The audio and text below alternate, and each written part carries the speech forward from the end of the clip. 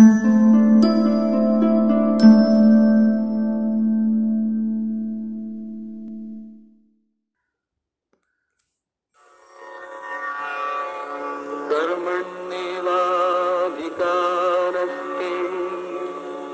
मा फलेषु कदाचन मा कर्मफलहेतुर्भो मा ते सङ्गोऽस्त्वपि कर्मणि।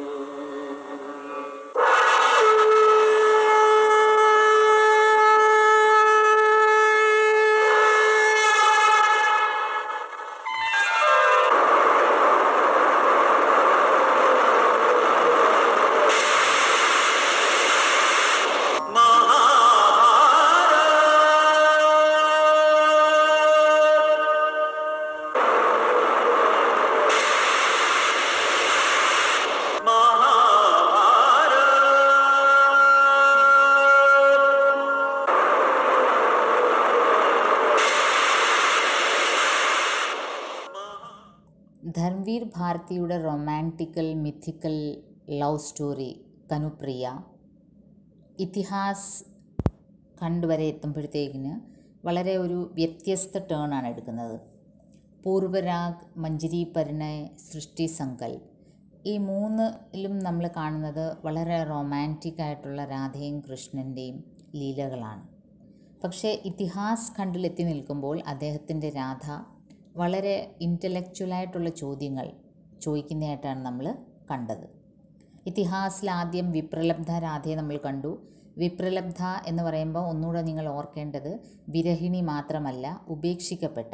വെറും വിരഹിണിയാണെങ്കിൽ പിന്നെയും ഒരു പ്രിയതമനുമായിട്ടുള്ള കൂടിക്കാഴ്ചയ്ക്കൊരു സാധ്യതയുണ്ട് വിരഹിണിക്ക്.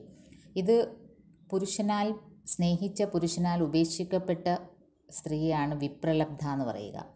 അപ്പം വിപ്രലബ്ധ രാധ തലയിൽ കൈയും വെച്ചുകൊണ്ട് മറ്റ് രാധകളെ പോലെ, ഇതിനു മുമ്പ് കവികൾ വരച്ചു കാട്ടിയ രാധകളെ പോലെ വിഷമിക്കുന്ന രാധ മാത്രമല്ല ഇതിൽ നമ്മൾ കാണുന്നത്. അവിടെയാണ് ധർമ്മവീർ ഭാരതി വ്യത്യസ്തനായി നിൽക്കുന്നത്. സേതുമേൽ പ്രശ്നം ചോദിക്കുന്നത്, ഞാൻ വെറുമൊരു വിഡ്ഢിയായിരുന്നു, എന്നെ വെറുമൊരു പാലമായിട്ടാണോ കണ്ണാ നീ കരുതിയത് എന്ന് ചോദിക്കുന്ന രാധ, ഉസി ആം കെ നീച്ചെ, ആ മാവിൻ ചോട്ടിൽ താൻ കൃഷ്ണനുമായിട്ട് ചെലവഴിച്ച നിമിഷങ്ങൾ, അത് എല്ലാം അതിൻ്റെ അർത്ഥം എന്തായിരുന്നു എന്നൊക്കെ ചിന്തിക്കുന്ന രാധ. അമംഗൽ ഛായയിൽ വരുമ്പം യുദ്ധത്തിൻ്റെ ഒരു മുന്നോടി ഗ്രാമത്തിൽ കണ്ടുവരുന്നതും അതിൻ്റെ ഭീകരത നമ്മളെ വരച്ചു കാട്ടുകയുണ്ടായി. അത് കഴിഞ്ഞ് ഏക് പ്രശ്നയിൽ രാധ വളരെ ഇൻ്റലക്ച്വലായിട്ട് കുറേ ചോദ്യങ്ങൾ ചോദിക്കുകയാണ് കണ്ണനോട്. ഏക് പ്രശ്നയിൽ രാധ വളരെ യൂസ്ഫുള്ളായിട്ടുള്ള ചോദിക്കുന്നത്, ഞാൻ मान लो कि क्षण भर को मैं स्वीकार लूँ कि पाप पुण्य धर्म अधर्म न्याय दंड सब तुम्हारा युद्ध सत्य है. ഞാൻ ഒരു നിമിഷം സ്വീകരിച്ചാലും ഈ പാപം പുണ്യം ധർമ്മ അധർമ്മം ന്യായം ഇതെല്ലാം ഒരു യുദ്ധത്തിന് അനിവാര്യമായ ഒരു കാര്യമാണ്, കണ്ണൻ്റെ യുദ്ധം സത്യമാണെന്ന് ഞാൻ ഒരു നിമിഷം അംഗീകരിച്ചാലും ഞാൻ എന്ത് ചെയ്യാനാണ്? എനിക്കറിയാവുന്നത് എന്താണ്? എന്നെ കണ്ണൻ പഠിപ്പിച്ച സ്നേഹം മാത്രമേ എനിക്ക് അറിയൂ. എന്നിട്ട് രാധ ചോദിക്കുകയാണ്, അർജുൻ കി തറ കഭി മുझे भी समझा दो, സാർത്ഥക്ത ഹേ ക്യാ ബന്ധു. ഒരു വളരെ കാതലായ ചോദ്യമാണ് രാധ ഏക് പ്രശ്നിൽ ചോദിക്കുന്നത്. അർജുനന് ഗീതോപദേശം കൊടുത്ത് ആ യുദ്ധത്തിൻ്റെ വഴി തന്നെ തിരിച്ചുവിട്ട കൃഷ്ണ, നീ എന്നെയും കൂടെ ഒന്ന് മനസ്സിലാക്കിക്ക് എന്താണ് ഇതിൻ്റെ സാർത്ഥക്ത എന്താണെന്ന്, ഇതിൻ്റെ മീനിങ് എന്താണ്, ഈ യുദ്ധത്തിന് അർത്ഥം വല്ലതും ഉണ്ടോ? ഞാൻ സമ്മതിക്കാം, എൻ്റെ ഫീലിങ്സ് എല്ലാം രംഗേ ഹുവേ അർത്ഥഹീൻ ആകർഷക് ശബ്ദ ഥേ. എൻ്റെ ഫീലിങ്സും എൻ്റെ ഇമോഷൻസും എല്ലാം വെറും കളർഫുൾ മീനിങ്ലെസ് ആയിട്ടുള്ള വേർഡ്സ് ആയിരുന്നെന്ന് ഞാൻ എൻ്റെ മനസ്സിനെ തന്നെ അംഗീകരിക്കാം, ഞാൻ സമ്മതിപ്പിക്കാം. പക്ഷേ ഒപ്പം തന്നെ കണ്ണൻ്റെ സത്യം എന്താണെന്നുള്ളത് എന്നെ ഒന്ന് പറഞ്ഞ് ബോധ്യപ്പെടുത്തുമോ എന്ന് പറഞ്ഞ് നിർത്തുന്നതാണ് ഏക് പ്രശ്നം. അതിനുശേഷം നമ്മൾ ഈ ശബ്ദ അർത്ഥഹീനിൽ വരുമ്പം ഈ ചോദ്യത്തിന് രാധ സ്വയം ഒരു ഉത്തരം കാണുകയാണ്. അത് നമുക്ക് വളരെ ഇതായിട്ട് തോന്നാം, വിരോധാഭാസമായിട്ട് തോന്നാം. ഒരു വശത്ത് രാധ ചോദ്യങ്ങൾ ചോദിക്കുന്നു. അപ്പം നമ്മൾ എപ്പോഴും ഓർക്കേണ്ടത് ഈ ഹോൾ കാവ്യത്തിൽ കൃഷ്ണൻ ആബ്സെൻ്റ് ആണ്, കൃഷ്ണൻ്റെ പ്രസൻസ് ഇവിടെ ഇല്ല. ചോദ്യങ്ങൾ രാധ ഏകാലാപായിട്ട് ആത്മാലാപായിട്ട് ചോദിക്കുകയാണ്. മോണോലോഗ് എന്ന് പറയും, സ്വയം കഥാപാത്രം ചോദിക്കുന്നത്. എന്നിട്ട് രാധ തന്നെ ഇതിന് ഉത്തരം ശബ്ദ അർത്ഥഹീനിൽ കണ്ടെത്തുകയാണ്. ഏക് പ്രശ്നത്തിൽ രാധ പറയുന്നത് ഞാൻ എൻ്റെ ഇമോഷൻസ് ഫോൾസ് ആയിരുന്നെന്നും അത് വെറും നിറം പിടിപ്പിച്ച വാക്കുകളായിരുന്നു, മീനിങ്ലെസ് ആയിരുന്നു എന്ന് ഞാൻ അംഗീകരിക്കാം. കാരണം എനിക്കൊന്ന് മനസ്സിലാക്കി തരുമോ യുദ്ധത്തിൻ്റെ മീനിങ് എന്താണെന്ന്, യുദ്ധത്തിൻ്റെ അനിവാര്യത എന്തായിരുന്നു, ഇത്രയും അനിവാര്യമായിരുന്നോ യുദ്ധം, ഇത്രയും നാശം വിധിച്ച യുദ്ധം വാസ്തവത്തിൽ വേണമായിരുന്നു എന്ന് അർജുന് മനസ്സിലാക്കി കൊടുത്ത പോലെ എനിക്കൂടെ ഒന്ന് മനസ്സിലാക്കി തരുമോ എന്ന് പറഞ്ഞ രാധ ശബ്ദ അർത്ഥീനിൽ വരുമ്പം സ്വയം കൃഷ്ണൻ്റെ ഗീതോപദേശം അർത്ഥഹീനായിരുന്നു, മീനിങ്ലെസ് ആയിരുന്നു എന്ന് പറഞ്ഞ് സ്ഥാപിക്കുകയാണ്. അവിടെയാണ് ധർമ്മീർ ഭാരതി വേറിട്ട് നിൽക്കുന്നത്. മറ്റ് കവികളൊന്നും ചെയ്യാത്ത ഒരു മഹാഭാരതത്തിലെ ഒരു വലിയ എപ്പിസോഡാണ് ഈ ഗീതോപദേശം, അർജുനന് നൽകുന്ന ഗീതോപദേശം. അതിനെ തന്നെ അർത്ഥഹീനാണ്, വാല്യൂ മീനിങ്ലെസ് ആണ് എന്ന് സ്ഥാപിക്കുകയാണ് ധർമ്മീർ ഭാരതി. അപ്പം നമുക്കതിൻ്റെ ആ കവിതയിലേക്ക് ഡീപ്പായിട്ട് പോകാം. എന്നെ ഒരു നിമിഷം ഈ യുദ്ധത്തിൻ്റെ അനിവാര്യത ഒന്ന് മനസ്സിലാക്കി തരുമോ എന്ന് ചോദിക്കുന്ന രാധ പറയാണ്, पर इस सार्थकता को तुम मुझे कैसे समझाओगे कनु, शब्द शब्द शब्द मेरे लिए सब अर्थहीन हैं, यदि वे मेरे पास बैठकर मेरे रूखे कुंतलों में उंगलियां उलझाए हुए तुम्हारे कामते अधरों से नहीं निकलते. കണ്ണൻ എന്നെ എക്സ്പ്ലെയിൻ ചെയ്യാൻ ശ്രമിച്ചാലും ഈ ഈ വാക്കുകൾ, വലിയ വലിയ ഫിലോസഫി, വലിയ വലിയ തത്വങ്ങൾ, തത്വജ്ഞാനമൊക്കെ എൻ്റെ അടുത്ത് പറയുകയാണെങ്കിലും മേരെ ലിയെ വേ സബ് അർത്ഥഹീൻ ഹെ, തും മുझे इसकी सार्थकता कैसे समझाओगे, എനിക്കതെല്ലാം മീനിങ്ലെസ് ആണ്. കാരണം എന്താണ്, മേരെ ലിയെ സബ് അർത്ഥഹീൻ ഹെ, യദി വേ മേരെ പാസ് ബൈഠ്കർ, എൻ്റെ അടുത്തിരുന്ന് മേരെ രൂഖേ കുന്തലോമേ, എൻ്റെ ഈ ഉണങ്ങി വരണ്ട ഈ മുടിച്ചുരുളുകൾ, കുന്തൽ മുടിച്ചുരുളാണ്, ഉണങ്ങി വരണ്ടിരിക്കുന്ന ഉദ്ദേശിക്കുന്നത് പ്രിയതമൻ അടുത്തില്ലാത്തത് കാരണം തൻ്റെ ശാരീരിക സൗന്ദര്യം സംരക്ഷിക്കാത്ത ഒരു നായിക, അതാണ് രാധ. അപ്പോൾ ഇവിടെ കുന്തൽ എല്ലാം ഉണങ്ങിയിരിക്കുകയാണ്. രൂഖേ കുന്തലോമേ ഉംഗ്ലിയാ ഉൽഛായേ ഹുവേ, എൻ്റെ ഈ മുടിച്ചുരുളുകളിൽ ഒരു കാലത്ത് രാധയുടെ മുടിച്ചുരുളുകളിൽ കൃഷ്ണൻ അകപ്പെട്ടിരുന്നു. അപ്പോൾ രാധ വളരെയധികം സന്തോഷിക്കുകയും അഹങ്കരിക്കുകയും ചെയ്തിരുന്നു കൃഷ്ണൻ തൻ്റേതാണെന്നുള്ളത്. ഇന്ന് ആ മുടിച്ചുരുളുകൾ, അതേ മുടിച്ചുരുളുകൾ ഉണങ്ങി വരണ്ടിരിക്കുകയാണ്.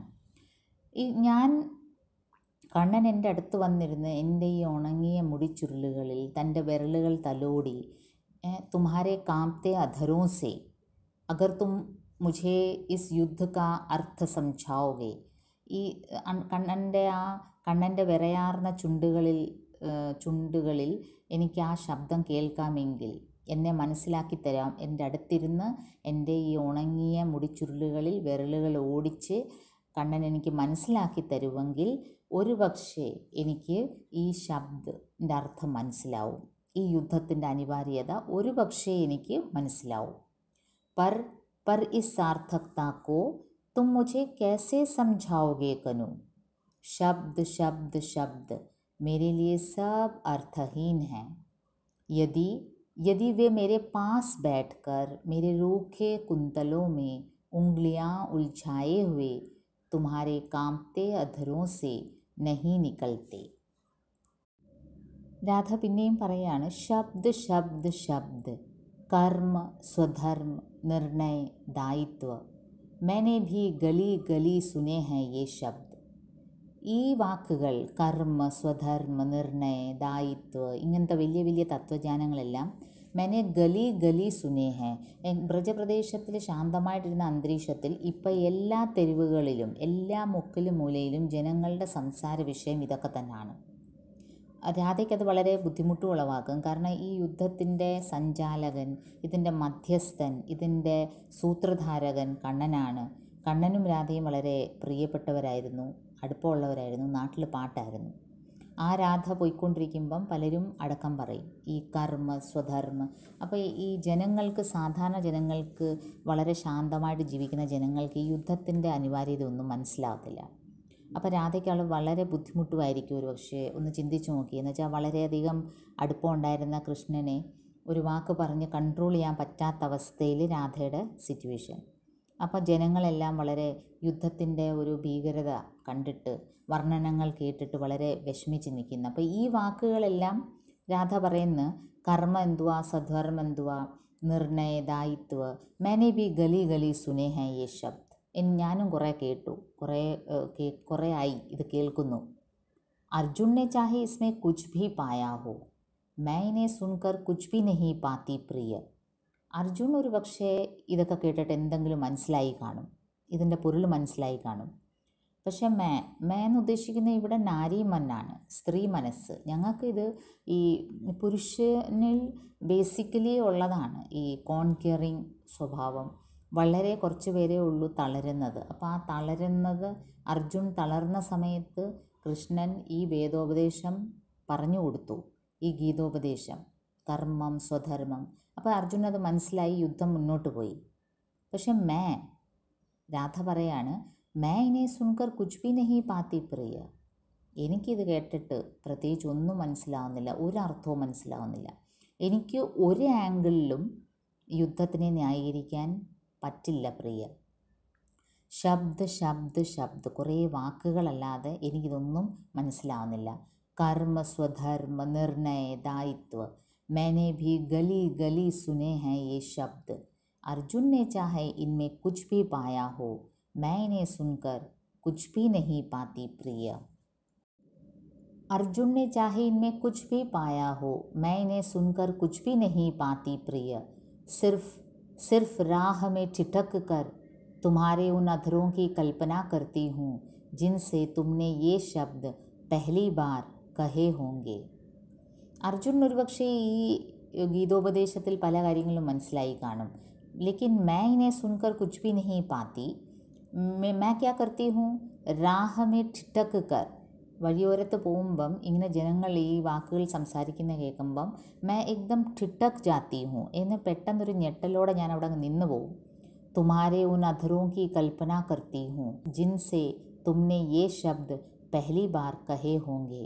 ഞാനിങ്ങനെ ഇമാജിൻ ചെയ്യാണ് കണ്ണൻ്റെ ആ ചുണ്ടുകൾ, ആ അധർ, അതിലൂടെ കണ്ണൻ ആദ്യമായിട്ട് ഈ യുദ്ധം ധർമ്മം ഇതെല്ലാം പറയുന്ന ആ ഒരു ചുണ്ടുകൾ ഞാനിങ്ങനെ ഇമാജിൻ ചെയ്യാണ്. കണ്ണൻ്റെ ഈ ചുണ്ടുകൾ രാധയ്ക്ക് സ്നേഹം മാത്രം നൽകിയിരുന്ന, മധുരവാക്കുകൾ മാത്രം പറഞ്ഞിരുന്ന ചുണ്ടുകളാണെന്ന് ഓർക്കണം. ആ സമയത്ത് രാധയുടെ അടുത്ത് കൃഷ്ണൻ ഒരു വിധത്തിലുള്ള തത്വജ്ഞാനവും പറഞ്ഞിട്ടില്ല, രാധയ്ക്കൊട്ടും അറിയില്ല. അപ്പോൾ ഇപ്പോൾ എനിക്ക് ഇമാജിൻ പോലും ചെയ്യാൻ പറ്റുന്നില്ല. വഴിയോരത്ത് കേൾക്കുമ്പോൾ ഇങ്ങനെ ഈ വാക്കുകളൊക്കെ കേൾക്കുമ്പം വളരെയധികം ബ്രജപ്രദേശത്തിൻ്റെ ഒരു അറ്റ്മോസ്ഫിയർ, നമ്മൾ കൃഷ്ണൻ്റെ സ്നേഹത്തിൽ മുങ്ങിയ ഒരു പ്രദേശമാണ്. ഒരു ഹോൾ ജനത, രാധ മാത്രമല്ല, എല്ലാവരും ഒന്നടങ്കം കൃഷ്ണൻ്റെ വിരഹത്തിൽ ദുഃഖിക്കുന്ന ഒരു ജനതയായിരുന്നു ബ്രജപ്രദേശത്തിലെ. പശുക്കളും എല്ലാവരും ഒന്നടങ്കം കൃഷ്ണൻ്റെ ഒരു മെസ്മറൈസിങ് ഒരു പവറിൽ പെട്ടിരിക്കുകയായിരുന്നു. അങ്ങനെയുള്ള ഒരു ജനതയുടെ മുമ്പിലാണ് ഇപ്പം ഇതിൻ്റെ എല്ലാം ഈ യുദ്ധത്തിന് ചുക്കാൻ പിടിക്കുന്നത് കൃഷ്ണനാണ് എന്ന് കേൾക്കുമ്പം രാധയ്ക്കത് വളരെ ബുദ്ധിമുട്ടുണ്ടാക്കും. മേ രാഹമേ ഠിട്ടക്ക് കർ, ഞാൻ പെട്ടെന്ന് ഞെട്ടി അങ്ങ് നിന്നിട്ട് തുമാരെ ഉൻ അധരോं की कल्पना करती हूँ, जिनसे तुमने ये शब्द पहली बार कहे होंगे. ഞാനിങ്ങനെ ഇമാജിൻ ചെയ്യാണ്, മേ കൽപ്പന കർത്തി ഹൂँ, ആദ്യമായിട്ട് കണ്ണൻ ഈ വക വാക്കുകൾ, സ്നേഹത്തിൻ്റെ വാക്ക് മാറ്റി യുദ്ധത്തിൻ്റെ തത്വജ്ഞാനം പറയുന്ന ആ ചുണ്ടുകൾ ഞാനിങ്ങനെ ഇമാജിൻ ചെയ്യും. എനിക്ക് അങ്ങനെ ഞെട്ടി നിന്നുകൊണ്ട് അങ്ങനെ ഇമാജിൻ ചെയ്യാനേ പറ്റൂ, അല്ലാതെ എനിക്കതങ്ങോട്ട് അംഗീകരിക്കാൻ ഒരിക്കലും മനസ്സുകൊണ്ട് പറ്റുന്നില്ല. अर्जुन ने चाहे इनमें कुछ भी पाया हो, मैं इन्हें सुनकर कुछ भी नहीं पाती प्रिय. सिर्फ राह में ठिठक कर तुम्हारे उन अधरों की कल्पना करती हूँ, जिनसे तुमने ये शब्द पहली बार कहे होंगे. तुम्हारा सांवरा लहराता हुआ जिस्म, तुम्हारी किंचित मुड़ी हुई शंख ग्रीवा, तुम्हारी उठी हुई चंदन बाहें, तुम्हारी अपने में डूबी हुई अधखुली दृष्टि, धीरे धीरे हिलते हुए होठ. പിന്നെയും രാധ കൃഷ്ണൻ്റെ ആ പഴയ തന്നെ സ്നേഹിച്ചിരുന്ന കൃഷ്ണൻ്റെ ആ ഒരു രൂപം ആലോചിക്കുകയാണ്. തുമാര സാവര ലഹറാത്ത ഹുവ ജിസ്മ, ആ ഒരു നിറത്തിലുള്ള കണ്ണൻ്റെ ആ ശരീരം, സാവര ശരീരം. തുമ്ഹാരി കിഞ്ചിത് മുടി ഹുയി ശംഖ് ഗ്രീവ. ആ നമ്മുടെ ഈ ഗർദൻ എന്ന് പറയുമ്പോൾ എന്തുവെന്ന് പറയുന്നത് തൊണ്ടഭാഗം, അത് ശംഖിൻ്റെ രൂപത്തിലുള്ളത്. അത് പുരുഷ ലക്ഷണങ്ങളിലൊന്നാണ് പറയുന്നത്. ഈ ഒരു കഴുത്ത് ഭാഗം ഒരു ശംഖിൻ്റെ രീതിയിലുള്ള, ഗ്രീവ എന്ന് പറയുമ്പോൾ കഴുത്താണ്. അപ്പോൾ ഒരു പണ്ടത്തെ പുരുഷ ലക്ഷണം ഒരുപാട് പറയുന്നുണ്ട് ഗ്രന്ഥങ്ങളിൽ. നല്ല താഴെ വരെ നീണ്ടിരിക്കുന്ന കൈകൾ, പിന്നെ നെഞ്ച് വർണ്ണിക്കുന്നുണ്ട്, പുരുഷ ലക്ഷണവും വർണ്ണിക്കുന്നുണ്ട് ഗ്രന്ഥങ്ങളിൽ. അതിലൊന്ന് വാൽമീകി രാമായണത്തിലും ഇങ്ങനെ രാമൻ്റെ സൗന്ദര്യത്തിൽ പറയുമ്പോഴും ഇങ്ങനെ ശംഖ് ഗ്രീവ എന്ന് പറയുന്നുണ്ട്. തുമാരി ഉഠി ഹുയി ചന്ദൻ ബാഹേ, ഈ കൈകൾ ചന്ദന നിറത്തിലുള്ള കൈകൾ. തുമാരെ അപ്നെ മേ ഡൂബി ഹുയി അത്ഖുലി ദൃഷ്ടി, പാതി തുറന്ന കണ്ണുകൾ, ഒരു മയക്കത്തിലുള്ള. അപ്നെ മേ ഡൂബി ഹുയി, ഒരു മോഹാലസ്യത്തിൽ. എന്നുമായിട്ട് സംസാരിക്കുമ്പോഴും എന്നെ പ്രണയിക്കുമ്പോഴും എല്ലാം നിൻ്റെ കണ്ണുകൾ അങ്ങനെയായിരുന്നു. ധീരെ ധീരെ ഹിൽത്തേ ഹുവേ ഹോട്ട്, ചുണ്ടുകൾ മെല്ലെ അനങ്ങുന്ന. വളരെ സ്നേഹവാക്കുകൾ മാത്രം പറഞ്ഞിരുന്ന കൃഷ്ണനെയാണ് രാധ ഓർക്കുന്നത് ഈ നിമിഷത്തിൽ. ആ ഒരു ശാരീരിക സൗന്ദര്യമാണ് രാധയ്ക്ക് ഏറ്റവും കൂടുതൽ ആകർഷിച്ചത്. അല്ലാതെ ഇവർ തമ്മിൽ സംസാരിക്കുമ്പം ബുദ്ധിപരമായ കാര്യങ്ങളൊന്നും അല്ലല്ലോ തർക്കിക്കുന്നത്, വലിയ ഡിസ്കോഴ്സൊന്നും അല്ല നടന്നത്. അപ്പം ഇവർ തമ്മിൽ അങ്ങനെ വലിയ ചർച്ചകളൊന്നും ആ വിഷയത്തിലൊന്നും നടന്നിട്ടില്ല. സ്നേഹത്തിൻ്റെ ഭാഷ മാത്രമേ ഇവർ തമ്മിൽ കൈമാറിയിട്ടുള്ളൂ. അപ്പോൾ അതിൻ്റെ തീവ്രത നമുക്ക് ഈ സൃഷ്ടി സങ്കല്പിലും ആമ്രബോർക്കാർത്തിലും മഞ്ജരി പർണയിലും ഒക്കെ നമുക്ക് കാണാം. എത്രമാത്രം തീവ്രമായിരുന്നു ഇവരുടെ ഫിസിക്കൽ അറ്റാച്ച്മെൻ്റ് എന്നുള്ളത്. അപ്പോൾ അത് മാത്രമേ രാധയ്ക്കും അറിയൂ. ഇപ്പം രാധ അതാണ് ഓർക്കുന്നത്. തുമാരാ സാവര ലഹരാത്ത ഹുआ जिस्म, तुम्हारी किंचित मुड़ी हुई शंख ग्रीवा, तुम्हारी उठी हुई चंदन बाहें, तुम्हारी अपने में डूबी हुई अतखुली दृष्टि, ധീരെ ധീരെ ഹിൽത്തേ ഹുവേ ഹോട്ട്, വളരെ മെല്ലെ അനങ്ങുന്ന ചുണ്ടുകൾ. അത്ഖുലി ദൃഷ്ടി, പാതി മയക്കത്തിലുള്ള ഒരു കണ്ണുകൾ. തുമാരി അപ്നെ മേ ഡൂബി ഹുയി ആഖേ, ഇതെല്ലാമാണ് എനിക്കിപ്പം ഓർമ്മ വരുന്നത്. രാധ പറയാണ്, मैं कल्पना करती हूँ कि अर्जुन की जगह मैं हूँ और मेरे मन में मोह उत्पन्न हो गया है और मैं नहीं जानती कि युद्ध कौन सा है और मैं किसके पक्ष में हूँ. ഞാനിങ്ങനെ ഇമാജിൻ ചെയ്യാണ്, അർജുൻ്റെ സ്ഥാനത്ത് ഞാനായിരുന്നെങ്കിൽ और मेरे मन में मोह उत्पन्न हो गया है, എൻ്റെ മനസ്സിൽ പെട്ടെന്ന് ഒരു ആഗ്രഹം. और मैं नहीं जानती कि युद्ध कौन सा है और मैं किसके पक्ष में हूँ. എന്ത് യുദ്ധമാണ്, ആരോടുള്ള യുദ്ധമാണ്, ഞാൻ ആരുടെ പക്ഷത്താണെന്നും എനിക്ക് അറിഞ്ഞുകൂടാ. എനിക്ക് ഇത്ര മാത്രം അറിയാം, ഞാൻ ഇമാജിൻ ചെയ്യാണ് അർജുൻ്റെ സ്ഥാനത്ത് ഞാൻ നിൽക്കുകയാണ്, കൃഷ്ണൻ്റെ മുമ്പിൽ ഞാൻ നിൽക്കുകയാണ്. और मेरे मन में मोह उत्पन्न हो गया है, എനിക്ക് അതിയായ ആഗ്രഹം. मैं युद्ध के बारे में कुछ नहीं जानती, എനിക്ക് യുദ്ധം എന്തിനാണെന്നും ഞാൻ ആരുടെ സൈഡാണെന്നും, യുദ്ധത്തിൽ നമ്മളൊരു പക്ഷം ചേരണമല്ലോ, അതൊന്നും എനിക്കറിഞ്ഞുകൂടാ. ഞാൻ അർജുനന് പകരം അവിടെ നിൽക്കുന്നു. അങ്ങനെ ഞാനൊന്ന് ഇമാജിൻ ചെയ്യാണ്. और मैं नहीं जानती कि युद्ध कौन सा है, मैं किसके पक्ष में हूँ और समस्या क्या है और लड़ाई किस बात की है, लेकिन मेरे मन में മോഹ ഉത്പन्न हो गया है. എന്തുവാണ് സമസ്യ, എന്തുവാണ് പ്രോബ്ലം? ഒരു യുദ്ധം നടക്കണമെങ്കിൽ എന്തെങ്കിലും ഒരു പ്രശ്നം കാണുമല്ലോ, അതൊന്നും എനിക്കറിഞ്ഞുകൂടാ. ലഡായി കിസ് ബാത് കി ഹെ, എന്തിനാണ് വഴക്കിടുന്നത്. മേ കിസ്കെ പക്ഷ് മേ ഹൂ, ഞാൻ ആരുടെ ഭാഗത്താണ്, ഇതൊന്നും എനിക്കറിഞ്ഞുകൂടാ. എനിക്കിത്ര മാത്രം അറിയാം. മേരെ മൻ മേ മോഹ ഉത്പन्न ഹോ ഗയാ ഹെ. എന്ത് മോഹ, എൻ്റെ മനസ്സിൽ എന്ത് മോഹമാണ്? കൃഷ്ണൻ്റെ മുമ്പിൽ ചെന്ന് നിൽക്കണം, കൃഷ്ണൻ്റെ അധരങ്ങളിൽ നിന്ന് വരുന്ന വാക്കുകൾ അമൃത് പോലെ അത് അംഗീകരിക്കണം, അത് കേൾക്കണം. പിന്നെയും അങ്ങ് ഇട്ടിട്ട് പോയ കൃഷ്ണൻ്റെ മുമ്പിൽ ഇപ്പോൾ അർജുനനാണ് ആ ഭാഗ്യം കിട്ടിയിരിക്കുന്നത്. അർജുനൻ്റെ അടുത്ത് എപ്പോഴും കൃഷ്ണനുണ്ട്. അപ്പോൾ എൻ്റെ മനസ്സിൽ മോഹം എന്താണ്? ഞാൻ അവിടെ അർജുനന് പകരം അവിടെ വന്ന് നിൽക്കണം. ഞാൻ യുദ്ധത്തിൻ്റെ ഉപദേശം കേൾക്കാനൊന്നും അല്ല അവിടെ വന്ന് നിൽക്കുന്നത്. യഥാർത്ഥത്തിൽ എൻ്റെ ഉദ്ദേശം എന്താണ്? കൃഷ്ണൻ്റെ അടുത്ത് നിൽക്കണം. കൃഷ്ണൻ്റെ സാമീപ്യമാണ് എൻ്റെ ഉദ്ദേശം. അല്ലാതെ എനിക്ക് അറിയില്ല ഞാൻ ആരുടെ പക്ഷത്താണ്, പ്രശ്നം എന്താണ്, എന്തിനാണ് വഴക്ക് നടക്കുന്നതെന്നൊന്നും എനിക്ക് അറിഞ്ഞുകൂടാ. और मैं नहीं जानती कि युद्ध कौन सा है और मैं किसके पक्ष में हूँ और समस्या क्या है और लड़ाई किस बात की है, लेकिन मेरे मन में മോഹ ഉത്പന്ന ഹോ ഗയാ ഹെ. അങ്ങനെ ഒരു മോഹം വരാനുള്ള കാരണം രാധ ഇങ്ങനെ എക്സ്പ്ലെയിൻ ചെയ്യുന്നത്, क्योंकि तुम्हारे द्वारा समझाया जाना मुझे बहुत अच्छा लगता है और सेनाएं स्तब्ध खड़ी हैं और इतिहास स्थगित हो गया है और तुम मुझे समझा रहे हो. ഞാൻ എന്തിനാണ് അവിടെ വന്ന് ഇങ്ങനെ ഇമാജിൻ ചെയ്യുന്നത്? ഞാൻ കണ്ണൻ്റെ മുമ്പിൽ നിന്ന് അർജുന സ്ഥാനത്ത് ഞാൻ നിൽക്കുന്നതായിട്ട്. ക്യോങ്കി മുझे बहुत अच्छा लगता है तुम्हारे द्वारा समझाया जाना.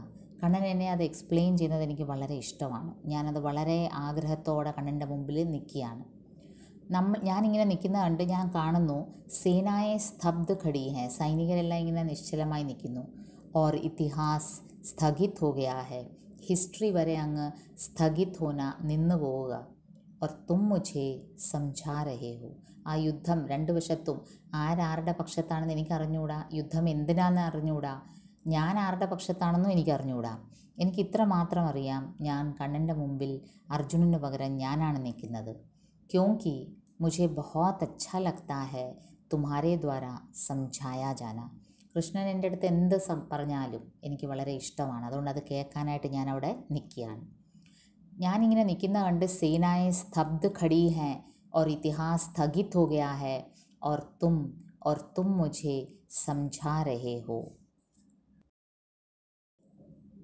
और കൃഷ്ണൻ എന്താണ് പറഞ്ഞു കൊടുക്കുന്നത്? കർമ്മ, സ്വധർമ്മ, നിർണയ, ദായിത്വ, ശബ്ദ് ശബ്ദ് ശബ്ദ്. കൃഷ്ണൻ വലിയ കാര്യത്തെ എക്സ്പ്ലെയിൻ ചെയ്യുകയാണ്. ഇതെല്ലാം രാധ ഇമാജിൻ ചെയ്യുന്ന കാര്യങ്ങളാണ് കേട്ടോ. അപ്പം എന്താണ് എക്സ്പ്ലെയിൻ ചെയ്യുന്നത്? കർമ്മ, സ്വധർമ്മ, നിർണയ, ദായിത്വ.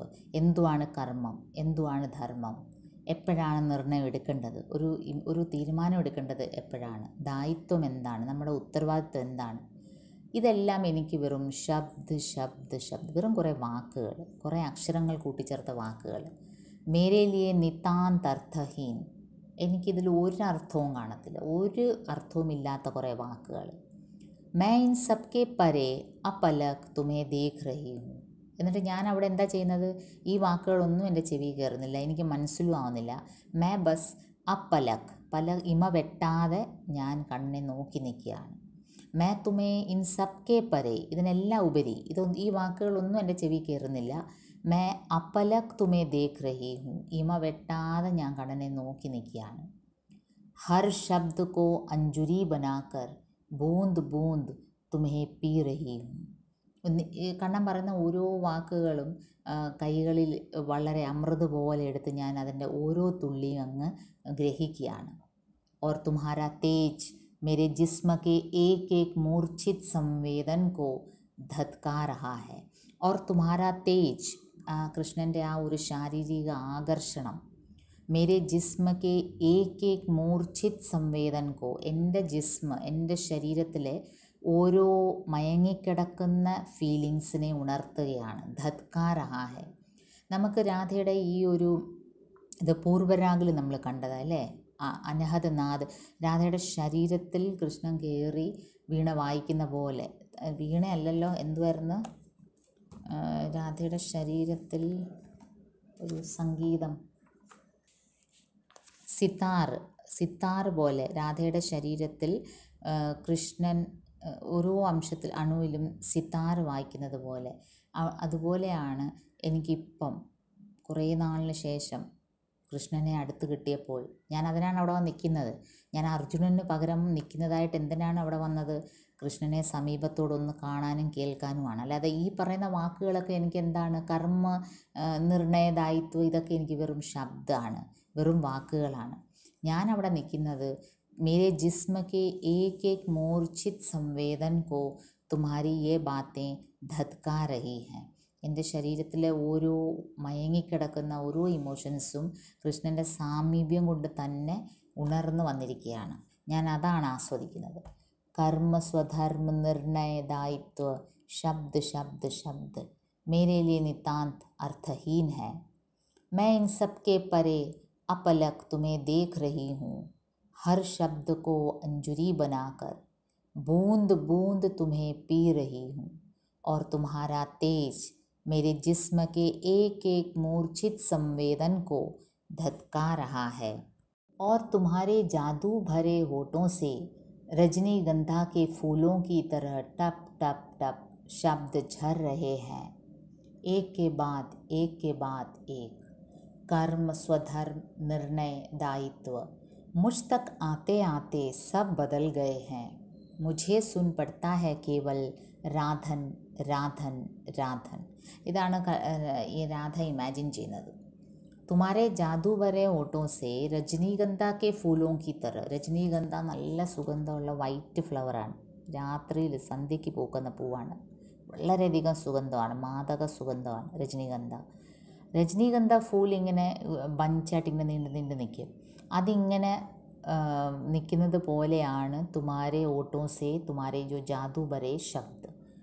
കണ്ണൻ്റെ അധരങ്ങളിൽ നിന്ന് ഇങ്ങനെ വാക്കുകൾ ഇങ്ങനെ രജനീഗന്ധയുടെ പൂക്കൾ പൊഴിയുന്ന പോലെ ഇങ്ങനെ വരികയാണ്. ഏക് കെ ബാദ് ഏക്. എന്താണ് കണ്ണൻ പറയുന്നത്? കർമ്മ സ്വധർമ്മ നിർണയ ദായിത്വം. പക്ഷേ മുझ് തക് ആത്തെ ആത്തെ സബ് ബദൽ ഗയേ ഹൈ. എൻ്റെ ചെവിയിലെത്തുമ്പോൾ ആ വാക്കുകൾ എന്താണ്? മുझे സുൻ പड़ता है കേവൽ രാധൻ രാധൻ രാധൻ. ഞാൻ കേൾക്കുന്നത് കൃഷ്ണൻ വെറും രാധ രാധ എന്ന് വിളിക്കുന്നതായിട്ടാണ്, എനിക്ക് വേറെ ഒന്നും കേൾക്കാൻ പറ്റത്തില്ല.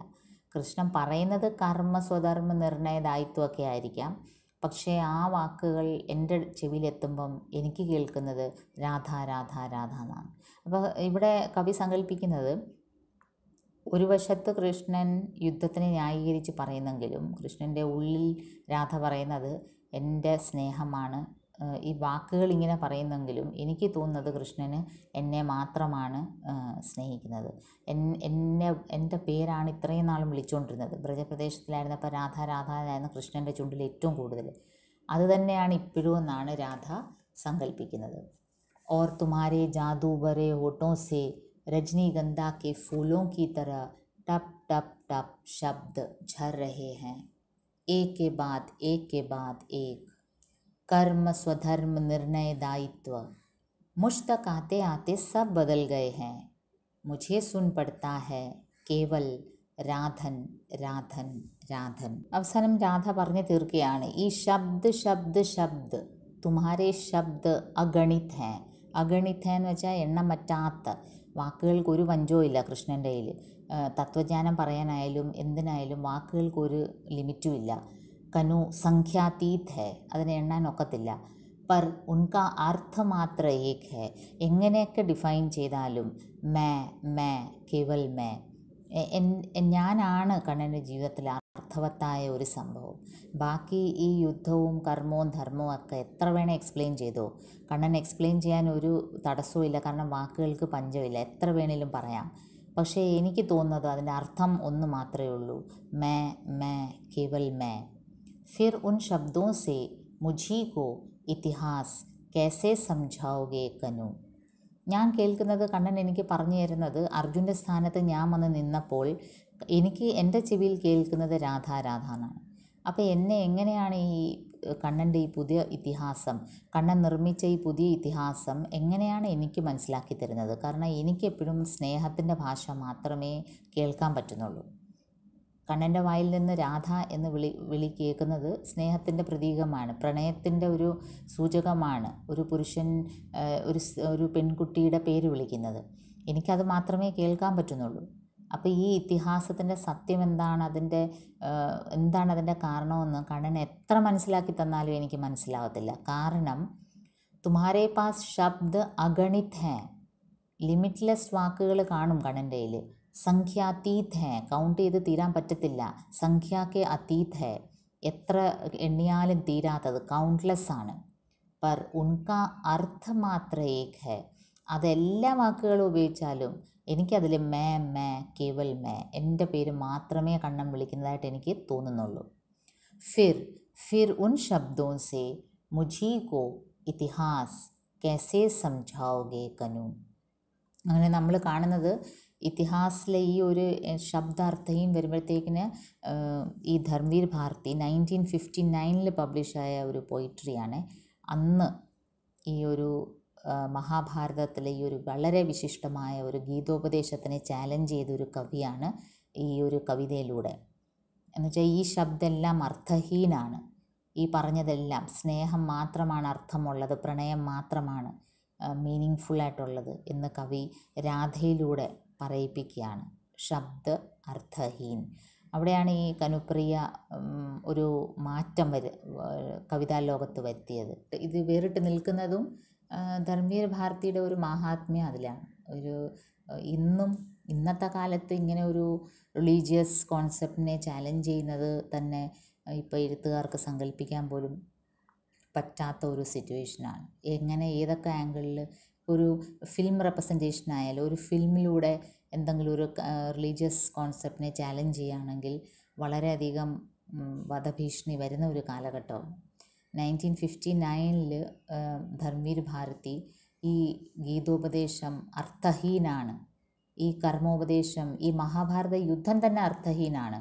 കാരണം അതിൽ ധർമ്മ സ്വധർമ്മമൊന്നുമില്ല, യുദ്ധം എല്ലാം അർത്ഥഹീനാണ്. യുദ്ധം വിനാശം മാത്രമേ വിതയ്ക്കൂ, യുദ്ധത്തിന് പകരം പ്രണയമാണ് വേണ്ടത് എന്ന് വിളിച്ചു പറഞ്ഞൊരു കവിതയാണ് ധർമ്മവീർ ഭാരതിയുടെ ഈ കനുപ്രിയ.